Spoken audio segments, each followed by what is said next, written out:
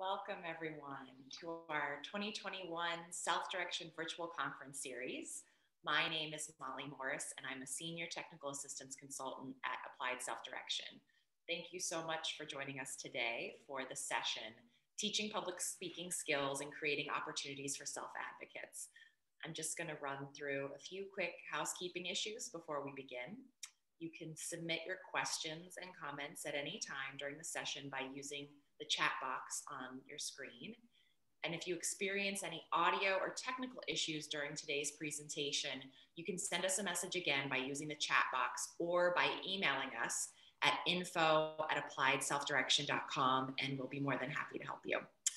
I am just delighted to introduce our panelists today.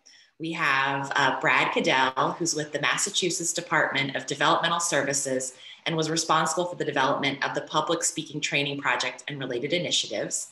And he is joined by 3 public speaking course graduates and self-advocates, Desiree Isenberg, Joshua Pactovis, and William Rose. And now I will turn things over to Brad to get us started. Thank you. So we're actually going to have Desiree start.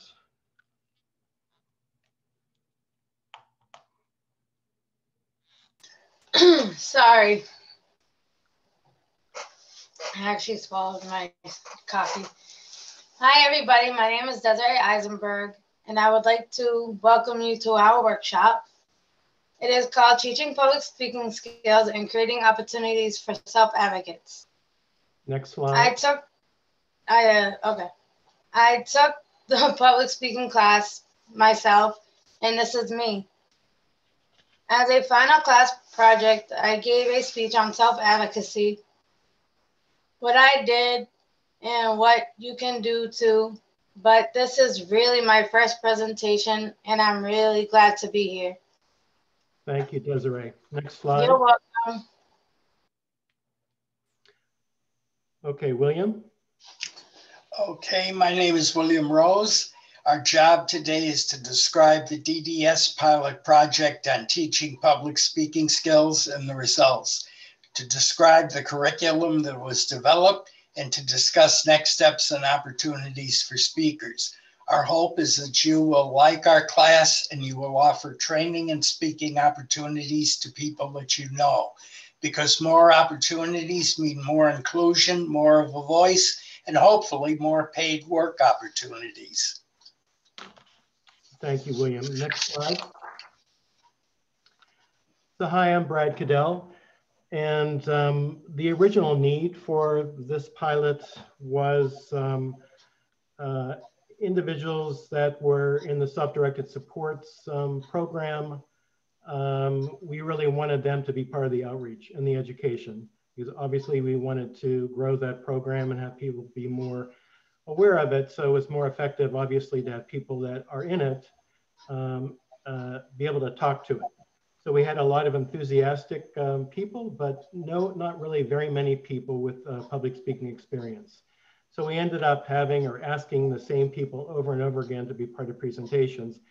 And we thought we really need to change this.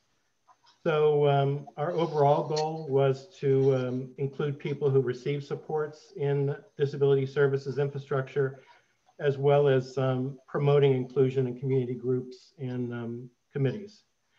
So we assembled a development group of community providers, DDS staff, and also a self-advocacy group. And this was really our mission, to develop a training curricula to provide public speaking skill development and opportunities for interested self-advocates, to make the curriculum available to a wide group of people, to support ongoing training opportunities, to network with sponsors to gather best practice, modify the curriculum, explore ways to create public speaking opportunities for the graduates, and also to explore ways to create and maintain a listing of public speakers or to have a speakers bureau. Next slide. So as a starting point, the group obviously questions, there must be something already out there that we could use as a curriculum. And William is going to talk about the research that we did. Well, as a student, I learned the importance of researching your topic and finding facts. The pilot group did some research into existing public speaking training courses and looked into the Special Olympics Global Messenger Program, the Best Buddies Ambassador Program, the Art of Public Speaking from Dale Carnegie's book, Success in Telling Your Story from the National Gateway to Self-Determination, and others. The group learned the common training areas from these materials, but felt that they needed to customize the course and so created their own curriculum. Okay, next slide. So in terms of the pilot activities, once the curriculum that we designed was developed, we piloted the course 3 times. So there were a total of 28 students, and the course was 12 hours long, offered on 4 consecutive weeks for 3-hour sessions. So it was hosted by community service providers who provided a space and some support for the class. And we decided to require an application process to assure commitment from the students. And in the application, the students were asked why they took the class. So Desiree is going to give us some examples of the responses. Next slide.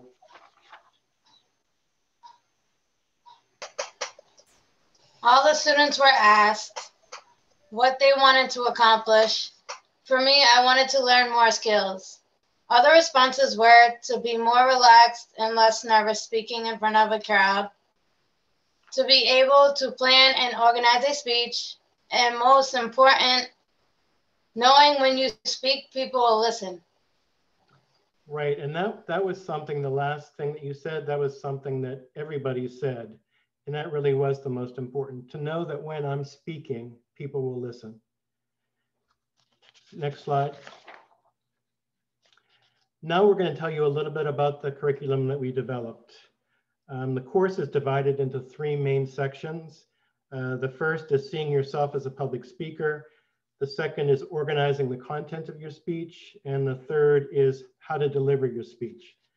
So Josh is going to give you an overview on the first part. Next slide. All right, so hi everyone. My name is Josh Pactovis. The first part of the course is to see yourself as a public speaker. First, you have to think about your appearance and behavior. Take a all right, and Brad, in this picture, who do you think looks more confident? Well, I would say it's definitely not the guy on the right. He looks very, very nervous. Mm-hmm.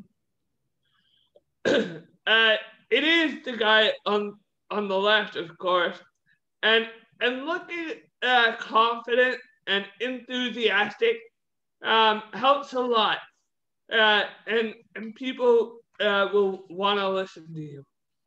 Next slide.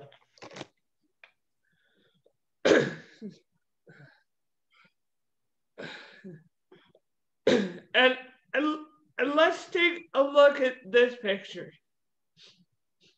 And who do you and what do you think of this picture, Desiree? Is this professionally? No, it doesn't look professional. It looks like she's ready to go out for a party. Of course, she isn't. I guess it would be okay if you were going out to a club, but being professional dressed makes you look and feel important, and people will take you more.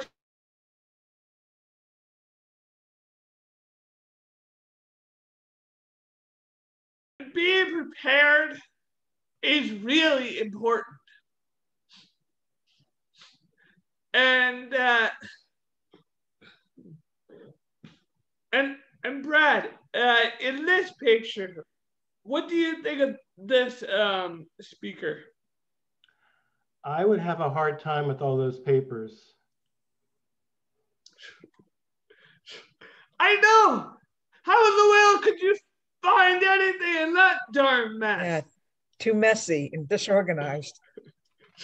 Hey, the more organized and prepared you are, the less nervous you will be. Right. Next slide. Also in this section, you learn about what public speaking is. So it's not just giving your opinion or talking about yourself or answering questions. It's more formal and organized, and it provides information, and the audience hopefully learns from you. Next slide. And you have to learn the importance of practice. So the speakers here today will tell you that every public speaker has to practice, even the really professional ones. Practice makes perfect. And in our class, all of the students practice speaking to the group many times using the skills that they learned. Josh is giving the thumbs up. Okay, next slide. So William is going to give you an overview of the second part of the course.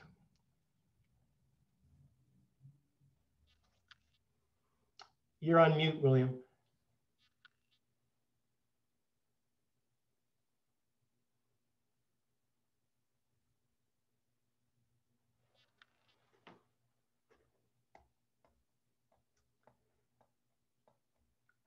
William, you're on mute. The second part of the course is organizing the content of your speech. Students first must choose a topic, then think about what they want the audience to learn, and then list all of the points that they want to make. For me, my topic was good and bad support staff. My audience was people who rely on others for support, maybe people who are receiving support for the first time. My goal was to teach people what they should expect when receiving supports from a community agency staff, to know what makes for a good or bad experience and what to do about it. I listed all of the points I wanted to make. I prioritized the most important ones and put them in the best order. Okay, next slide. And then the next slide again.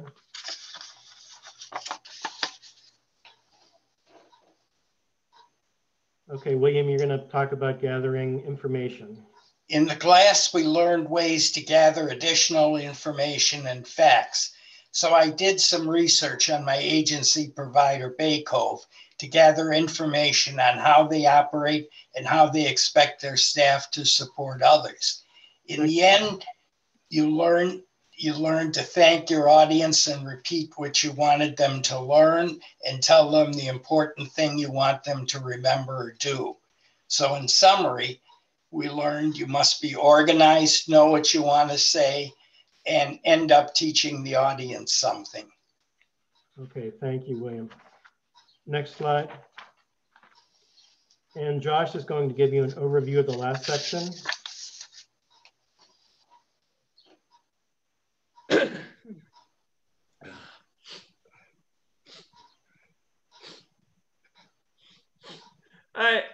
And the third part of the course is how to deliver your presentation. Next slide.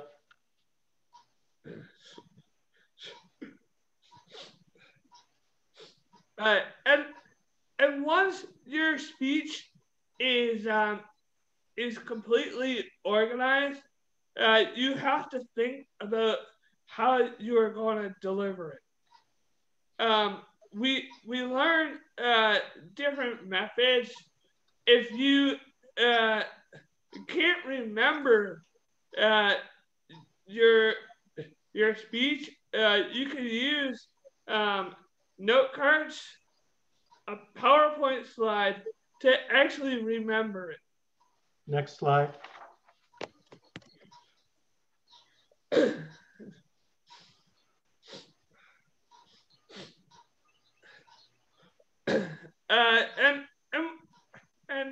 We also learned about other ways to emphasize things like using a flip chart, photos, and even a video.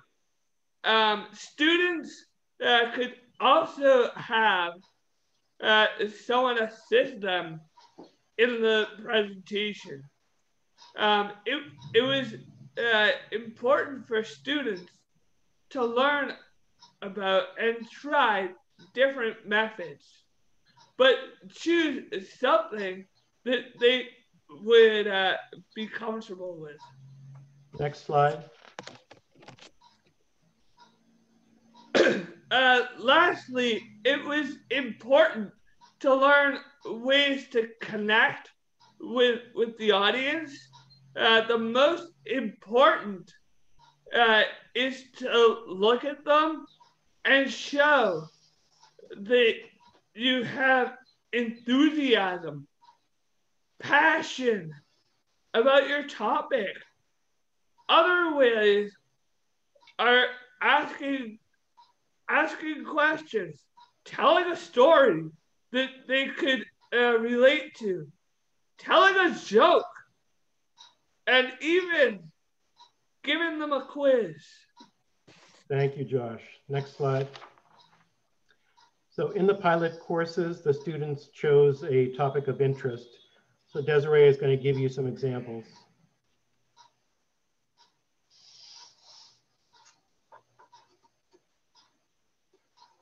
Here are some examples of the class presentations that students did. For example, how to get a job, registering to vote, family is important, and adopting a pet. For final class presentations, students could invite guests like family, friends, and support staff. I think I did that back. That's right. All of the students delivered their final class presentation, which was 3 to 5 minutes long, in front of their peers and audience members. Next slide. So William, what were the pilot findings? The findings from the pilot were participants enjoyed the classroom experience and the consecutive classes. A lot of people liked learning, myself included. Everyone improved their public speaking skills. Students also had a feeling of accomplishment and were more confident expressing thoughts and ideas. Thank you.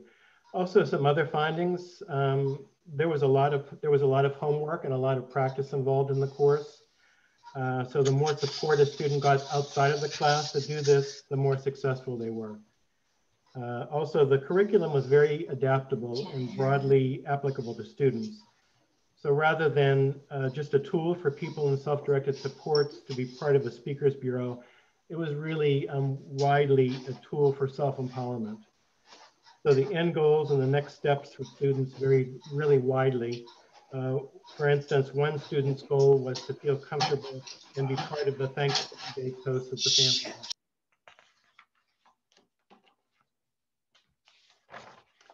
Others wanted to look for opportunities to be a helper or a mentor for someone. Someone else wanted to do readings at a church, and others wanted to be speakers or trainers. Next slide. So at the end of the pilot, the curriculum was completed. So we had some outreach events to broadcast that the curriculum was finished, what the course was about, and just to drum up some interest. And we provided a lot of material, which we're going to do today to those interested. We have copies of 2 different kinds of curricula along with all supporting documentation. So if you're interested, we should make your life easier in that regard. Next slide. So I talked about best practice, and it is our intention to keep improving the curriculum and changing the curricula a little bit depending on what people's needs are. In the fall of last year, a provider, Baco Human Services, approached DDS and wanted some help with the curriculum and wanted to make some adaptations. Next slide. So the first thing was, and you have to remember that this was still in the height of COVID, and there was interest in developing a virtual training classroom to be able to have a Zoom class where people could join remotely. Next slide. The second thing was we wanted to require coaching support. So as I mentioned, the more support that people got from the pilot classes, the more successful they were. So we thought that it would be important from the start to require coaches and to assist students in finding them. Next slide. And lastly, it was important to have a commitment from the sponsor agency and to have public speaking opportunities. So in this case, Baycove Human Services said that their agency is fully committed to this idea, that they want to support and mentor individuals to become speakers or trainers, and that they were prepared for those interested to have opportunities in their own training department to do a variety of things, whether it's an orientation to new staff or an orientation to new people coming into their agency to receive services. And along with that, because that was the goal, the provider asked to pre-select topic areas. And these were really in line with the orientation subjects. So it was a variety of things like self-advocacy, social media and community connections, respect, dignity, and sensitivity to others, healthcare advocacy, etc. And this was a nice thing to pre-select topic areas, because rather than having people choose something that they're already familiar with as a topic, it really gave folks the opportunity to step outside of their comfort zone, really talk about something that they like, but something that they would need to do some information gathering on, so something new. So we thought that was really helpful. So next slide. The other thing that we did with Baycove Human Services is we added a session in the training for next steps. So in the original pilot, we had just a small section on next steps and just gave material for the students and the sponsors and their support folks and friends to be able to work with them in this regard. So we thought it would be helpful to expand that more. So we added a number of things, including the development of a CV, which we'll talk a little bit about a little bit later. And also in the CV, developing the CV really involves the students thinking about the skills that they learned in the course, and doing a skills and interest inventory, really thinking about all of the skills that they have, doing an interest inventory, thinking about the things that they were interested in doing in their life, and then developing a goal statement. So thinking about, based on their experiences and skills and what they learned, where do they want to take those? So also then looking at an activity and community experience inventory. What are the things that they've already done in their life that support this goal? So that really formed sort of the basic CV, and it was meant to be a live document, really changing with people's lives. And it was also meant to be a guide to assist people as they think about what do they do now that they've learned these skills. So we're going to have our students talk to you about their CVs. So Desiree, we're going to have you go first. Next slide. This is my CV. My goal is to encourage and help others through training, coaching, and volunteering. From my experiences, I made bracelets to donate as gifts to patients in hospitals. I am a volunteer gardener in a community garden. And of course, I completed a 10-week public speaking training course. My next steps are to get involved in orientation for Baycove for new people. I'm going to be talking about the importance of self-advocacy. As also, I love making crafts and wanting to look into starting a crafts group and teaching others. I'm open to new opportunities. Okay, thank you, Desiree. So William, we're going to have you go next. You're just going to have to unmute.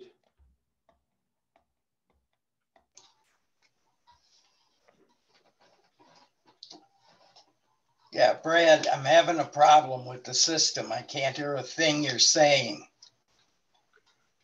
Okay. I'm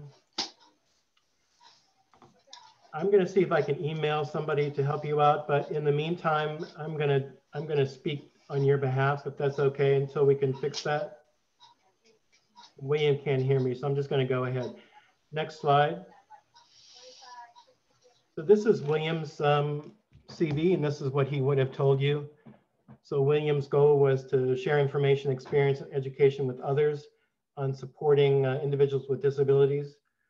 His personal skills are that he loves talking with others, keeping up on current events. People say that he's very approachable. He has a good sense of humor. His background is, and this was important for him in terms of a focus, that he is now dependent upon care from others due to a stroke in 2016.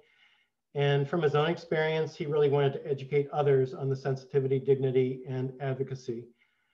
And in terms of his experiences to date, he also completed the 10-week public speaking course as of June 2021. So William's next steps as he thinks about this are to be a trainer for BACO's orientation for new people receiving services. He's also looked into other ways to provide education and advice for people new to services, like people in nursing homes, people living at home with PCAs, etc. So Josh, we're going to have you go next. Next slide.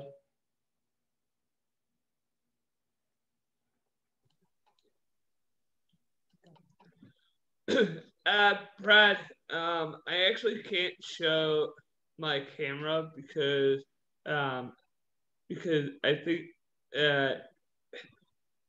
Casey needs to get my camera on. Okay, why don't you just start talking then?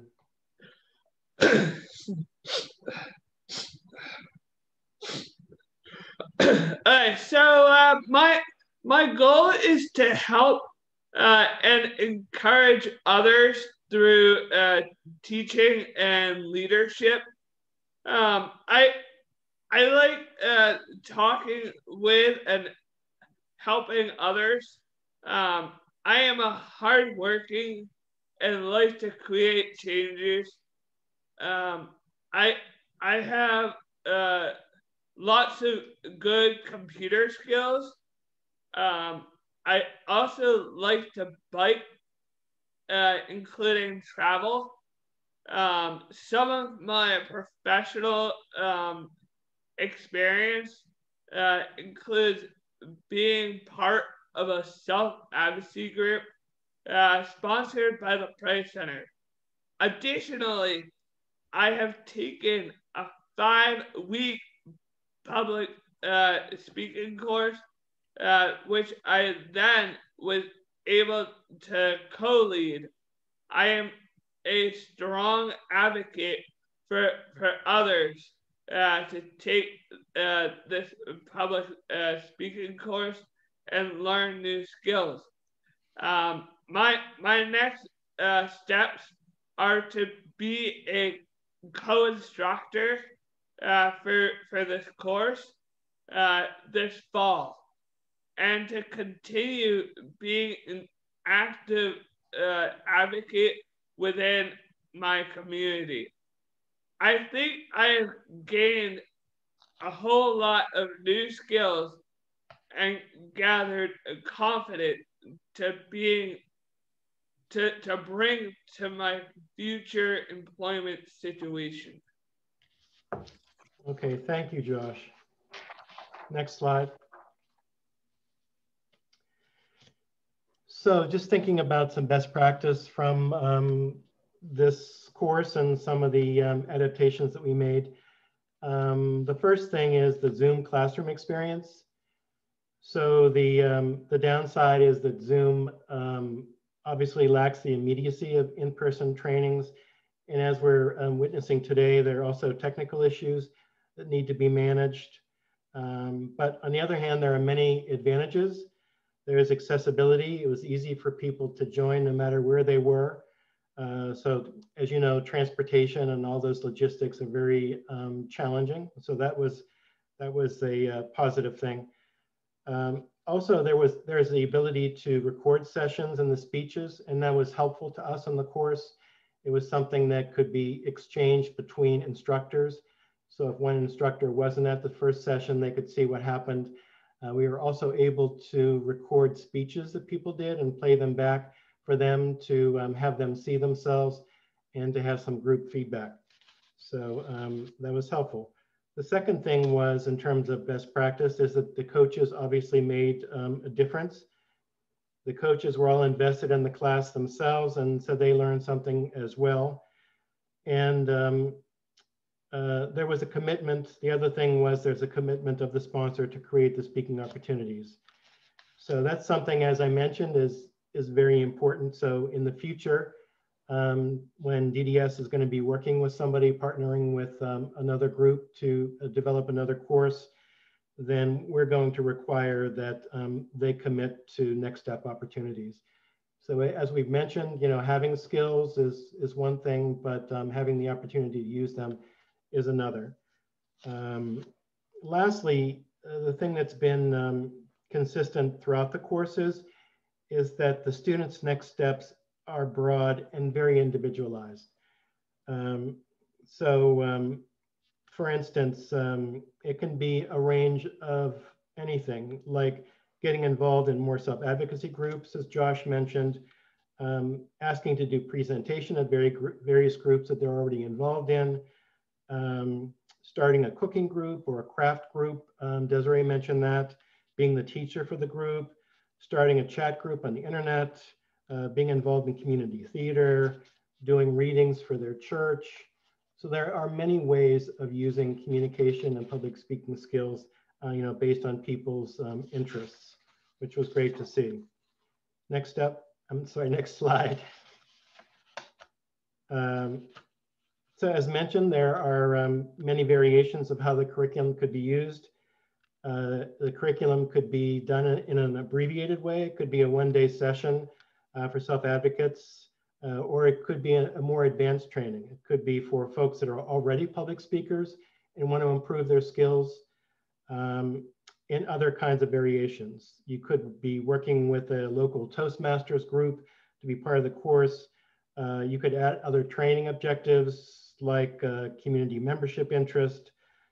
So for instance, if somebody is involved or interested in being on a citizens advisory board, a human rights board, a neighborhood association, a Rotary Club, any kind of group or committee, then those needs and those skills, and just in terms of group membership or committee membership, could be added into the public speaking course, sort of woven into it.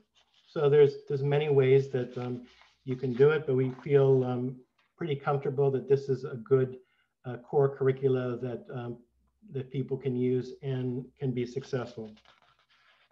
Next slide. So as I mentioned, we have a lot of information that we'd like to make available to you, because our goal is that you will also be able to sponsor some public speaking courses, and also that there are many people that could take advantage of that and improve their communication skills, and also increase their self-confidence. So that's one of the things that everyone has told me in terms of the students and the graduates, that they feel more confident and more practiced after taking the course. So next slide. I just wanted to give you an idea of, I'll go through these quickly, some of the training materials that are included, and we have both courses. So we have the original in-person curriculum, which is a little bit different, and we also have the remote course curriculum that includes some of the new features that I talked about. So for instance, we have advanced materials, we have the training course overview, description, application form, a sample acceptance letter, sample presentation topics, a release, also a sample implementation guide. Next slide.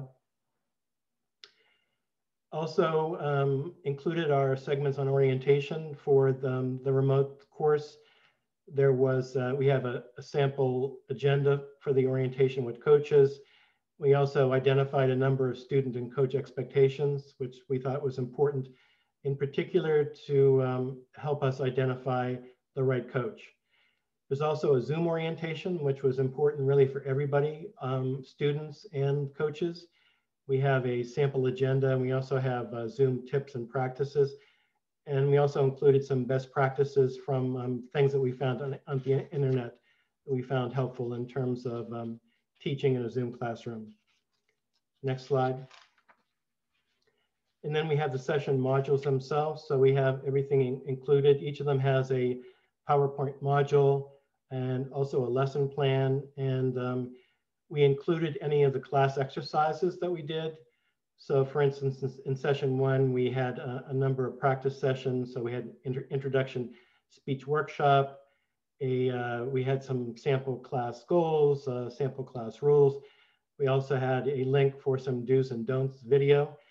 So that's the nice thing about the course, is you can really add in your own material, and videos are really effective. So it was a great way to show sort of as people think of themselves as a public speaker, sort of do's and don'ts, sort of looking at others through the video. Next slide. So the same is true for session 3, 4, and 5. So again, it's including all of the classroom exercises, the homework assignments, the PowerPoint, and the lesson plan. Next slide. And for the last session, it's again the same material, as well as that was our last session. So there was a sample feedback discussion topic for coaches. We felt we wanted to get feedback from everybody, not only the students, but from the coaches themselves, in terms of their experience and how we might do it differently, or how their role might be different. Also, as we asked students what skills they learned in the public speaking course, it was something that we included just as some examples for the instructors. We had a workshop, a worksheet that spelled out some next steps, which included what I talked about earlier, about doing a skill and interest inventory, and finally developing your own CV. So we had some instructions as to how to do that, as well as a sample CV. And probably the most important thing we included as a resource was a speech outline, a presentation outline that you would fill in. It was a template. So it would take you from the beginning to the end, identifying things like who was your sponsor, what's their goal, where is the presentation going to be, who is the audience, and so forth, to help students organize their presentation based on all those things, and also using what they learned in the class. So next slide. So also we included some best practices. I talked about some of them, but in the remote curriculum, we talked about just the best practice of adapting the training curriculum to remote training, which was pretty painless. I talked about some of the experiences of the Zoom classroom. We go into more detail here for the best practice. We also did the interview for new students on Zoom, which was, we thought, a great way to do it, to get people used to using Zoom and to see sort of what their comfort level was. There are technical issues to be addressed, as we've seen today, and as you might imagine. So that's something that we would advise that people be aware of, and we gave some guidance around how to prevent that from happening as much as possible. We talked about the outreach and some ideas around that. Some good ways to coordinate the course, requiring the coaches, and some thoughts on how to find and outreach for coaches, the creation of speaking and training opportunities, and then next steps.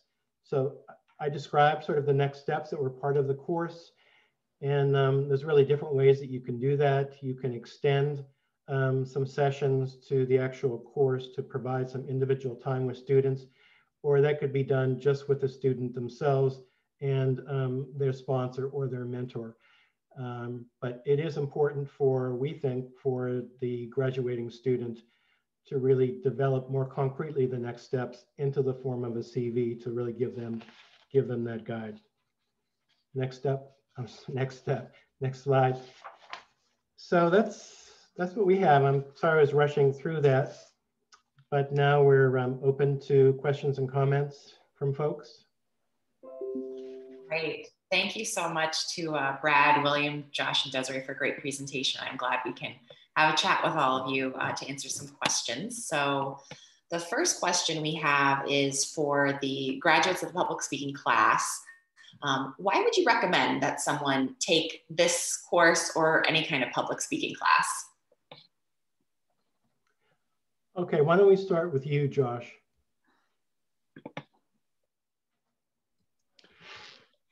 Okay, so I gotta say that that this course is really helpful to become more actually comfortable. You can try new things. It is also really amazingly rewarding to see your hard work and it starts to pay off. Thank you. How about William? William?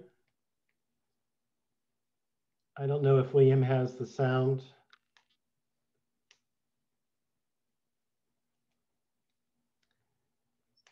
I'm sorry. It doesn't look like he does. Can you unmute yourself? There you go. Brad, I can't hear you. The system's not working, so I don't know what you're saying. Okay. I'm sorry about that, William. I'm gonna, I don't know if we can fix that in the meantime, but I don't know if you're gonna be able to call in and not see we just wouldn't be able to see your photo, but that would be a way for you to join us. So I sent an email to Jody with the phone number. So if that's something he could do for you, that would help you out. But in the meantime, I know we did speak about this, William. So I know that your feeling was about the course it was a great way to improve self-confidence. So let's, Desiree, why don't you go last? So what do you think, why would you recommend taking the course? Why would I recommend to take this course? Because it actually got me out of my comfort zone. And I think whoever else would take it will make sure they're out of their comfort zone. Plus I learned more skills and I learned more things to be out of my comfort zone. This class actually helped me with that. And it actually helped me with my public speaking, where I'm not so nervous anymore, thanks to Brad and everybody with the group. So I think it'll be great for other people to try to do it, because I think it'll make them feel well and better knowing that they're and more confident that they can do something like that as well. So Desiree, why don't you tell people what your tip is on being nervous, how not to be nervous? If you're nervous, just don't be nervous. Just if you feel nervous, it's okay to be a little nervous, but not to show it, because like it's basically taking you out of your comfort zone. But for me, it took me out of my comfort zone, and now since I was nervous earlier, I just laughed it off. Right. I thought that was a great tip. If you're nervous, just don't show it. People won't realize it. Mm-hmm. Okay. Thanks, you guys. I thought you were great today, by the way. Thank you, Brad. I agree. I think everyone was really wonderful today and great feedback on why you'd recommend the course. Another question we got is someone said, I'm sorry if I missed this, but was the cost structure mentioned? This is, the cost of this is basically people's time. So there's a cost to that, but I would say that there needs to be a commitment from the sponsors to provide the time. You know, the other thing that we did was sponsors had community space available for the course. And they were also able to help out in some cases with transportation. So I know sometimes there are costs to that. So that's how we figured that out. Great. And another question, have you done this class with the DD councils, and who do you partner with in policy making, or who do partners in policy making? No, we haven't done the course with the DD council. There are many ways, the many people that we could partner with. We started with community service providers because we thought that ultimately service providers would have a vested interest in this, because a lot of providers really want to involve people that they support in their operation, to have people as part of their, if they're interested, as part of their staff training, as we've mentioned before, as part of their orientation to other folks coming into their programs, or in some cases to do outreach. So I think that we've talked about partnering with advisory boards or different committees. We've talked about partnering with Toastmasters. But I think it's wide open in terms of who you can connect with and who you can partner with. But I would say the key is to find people that are interested. So you have to start being a cheerleader yourself as a sponsor, but to find other people that are excited about it. And I think that the curriculum is really adaptable, can be used in many ways. So I would say anybody that's enthusiastic, I'd go after. Wonderful. Another question specifically for the graduates of the class. How did you feel about public speaking prior to taking this course? And then how do you feel now? All right, why don't we start with you, Josh?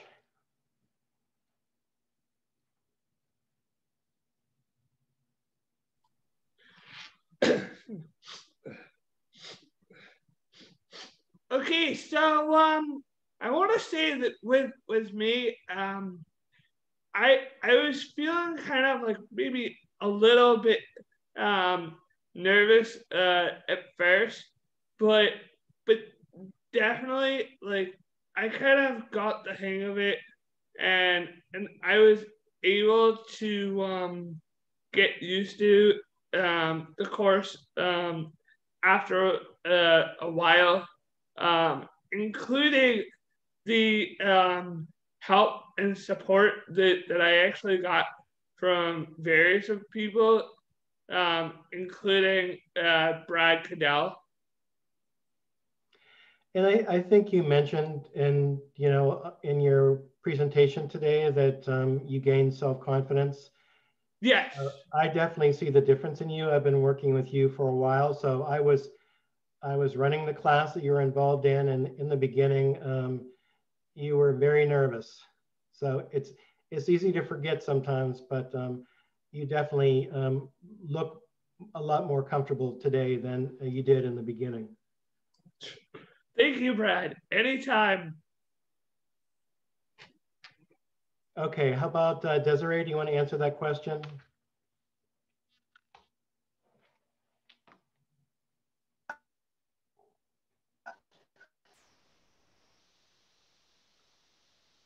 Yeah, so the question, Desiree, can you hear me? Yep. I felt before or before the, yeah, I can hear you now. Okay, so how did you feel before the class in terms of public speaking and after the class? Before the class, I felt very nervous, kind of a little scared and nervous because like I didn't know what to expect from the class. And now, after doing the class, I actually feel more confident about doing more stuff in public speaking. I don't know if William has the sound. And I'm pretty excited to help everybody. Yeah, I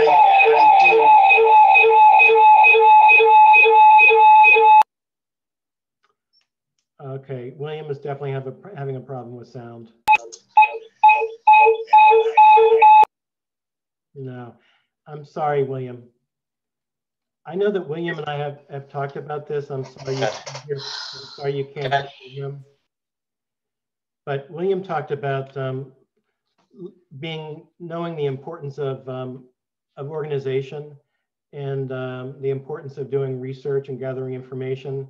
And that's something that he learned. I think Williams is a natural public speaker. He's pretty comfortable, but it was the other parts of it, sort of just the organization and putting it all together, and then really feeling comfortable that he's getting the points that he wants to get across. So that, I believe that's what William would say. Great. And another question we got is, what size of class in terms of the number of attendees do you recommend for this curriculum? I would say if it's an in-person class, we did up to 10, and that would be a maximum. And then for the remote course that we did, we felt that 8 was the maximum. And part of the reason for that was just not having too many squares on the screen in terms of the class, and wanting to try to have the class or the course as intimate as possible. But I think it might be possible to do more than that, but it's going to be challenging. And also for the class itself, we would recommend that there be at least 2 instructors per course, and per class. And that in the remote course, we did a number of small rooms and a number of exercises where we split into a number of rooms. And in those cases, you would need additional support. In some cases, the coaches pitched in to do that, but if you have 6 rooms, you're going to need somebody to support each room. So it's best to have a pool of instructors, but a minimum is 2 per class. Great, that makes perfect sense. Another question was, when is your next class? Well, actually, our next class is in September, and there are 2 service providers that we're going to be working with. So they not only want to replicate the remote course, but they really want to try to do some new things. They're going to commit to the idea of required coaching, as well as committing to providing opportunities for speakers if they're interested after the course. But they also want to look at other things they might explore, like maybe having Toastmasters involved in part of the course, maybe a few sessions, really trying to think of ways for students to be able to give presentations outside of the disability community, to really work with people to be able to be part of neighborhood associations or so forth. But we're going to be meeting shortly, this group, to do some development, just to identify more clearly what the goals are. So I believe that's what they are right now, but it's going to start in September and go through part of October. So we're very excited. We find that the momentum really helps for this. And I have to say that it is hard work to put this together, but it's successful 100% of the time. 100% of the students have thought it was a great experience, and 100% of any of the staff or individuals involved in supporting the classes all loved it. So it really, it's sort of a feel-good experience for everybody. And for support staff or service agency staff, it really puts them in a different role in terms of coaching, versus the day-to-day. So I have to say that once you can get the commitment and the focus for people to do it, they're going to love it. And then that gives you some momentum, which obviously from a development perspective, you have to capitalize on. Great, great. We've got about 5 minutes left, so I'm going to ask 2 more questions, one for Brad and then one more last question for our graduates. So for Brad and really for everyone, how might other states, programs, FMS providers, or MCOs create opportunities for self-advocates to share their stories? Well, I mentioned some of them, and I think it would be based on what are their own needs. So that would be the easiest way to start. So I called it vested interest, but it's really their own needs. So if it's a community service provider and they have a philosophy that they're interested in including people in their infrastructure, then they have a need to provide staff training. They also have a need to provide orientation to other people. So why not have public speakers, or why not have people that are comfortable and have some confidence and learn those skills be involved and really grow that so it becomes really an important part of their training department. So in terms of other entities, it would be the same thing. Based on outreach that they're providing to other people, education, information can include people that receive those supports. Great, and just a final question for our graduates. How do you plan to use what you learned from the course in the future as a self-advocate? Okay, let's start with Josh. So how are you going to use what you learned?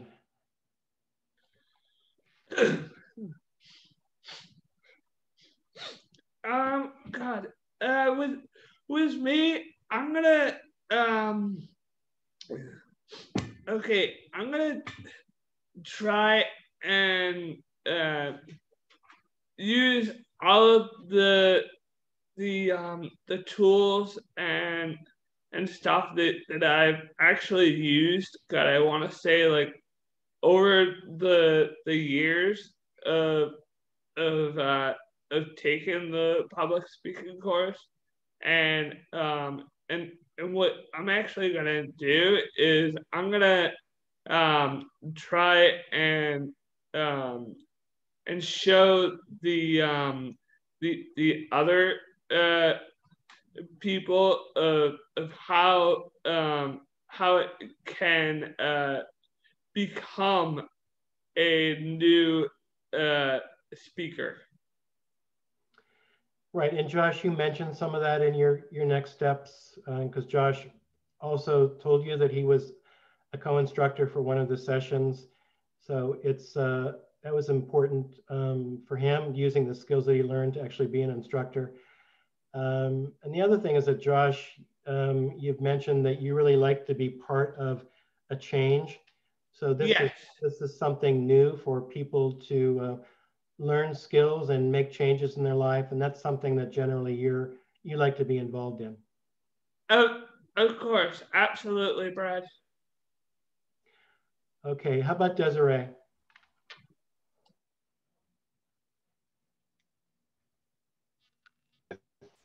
Skills that you would bring to the class, from the class, like what would you use for self-advocating? This is, I can't even speak. Skills that you learned in the class. Skills that I learned from the class and that I'll probably use. I'm actually going to be working with Big Cove. One of them head bosses for my main agency that I'm in. Do you have to do that? I have to stop.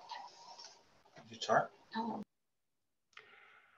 Okay, so Desiree did talk about her next steps, which includes the orientation that she spoke of.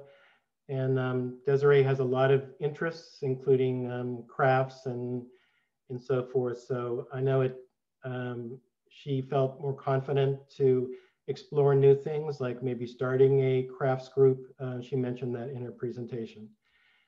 So William, I'm sorry, still doesn't have sound. So I know William has spoken to me about his interest in being involved in education for people new to services based on his own experiences. And that not only would involve working with Bay Cove Human Services, but working with other entities like organizations that provide personal care attendant services or nursing homes. Sort of based on his own experience, he really wanted to do that. Wonderful. Unfortunately, that's all the time we have for questions. I'll just announce very quickly that one of the reasons we've been able to have this wonderful conference series is thanks to the support of sponsors. And one of our sponsors, Partners in Community Supports, has provided a raffle prize that we're giving away today, a $50 Target gift card.